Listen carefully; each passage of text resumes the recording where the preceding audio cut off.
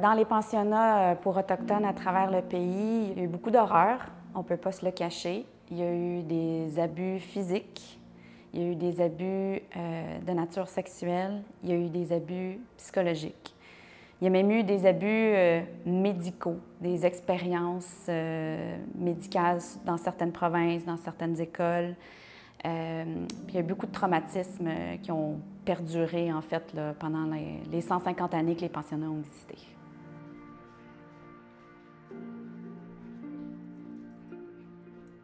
Il y a beaucoup de survivants de pensionnats qui sont décédés avec leurs secrets, qui n'ont pas voulu partager avec les autres ce qu'ils ont vécu. Il y en a par contre dans une volonté de guérir, surtout à la fin des années 90 et début 2000, quand il y avait vraiment un mouvement de guérison pour les survivants, quand le pays a reconnu le tort des pensionnats, les conséquences.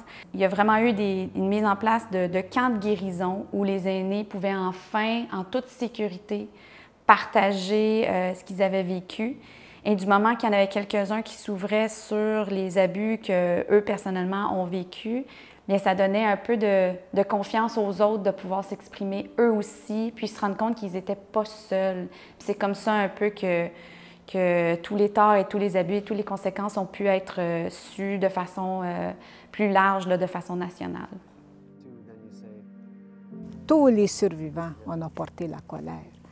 Mais moi, ça fait plusieurs années que je fais une démarche pour moi, pour que je sois bien avec moi-même, mon passé, surtout pour mes enfants, mes petits-enfants. Je ne veux pas que ça aille jusque-là. On parle beaucoup des effets intergénérationnels. C'est vrai qu'il y en a eu. Mais moi, ça fait 20 ans que je travaille pour les survivants des pensionnats et leurs familles.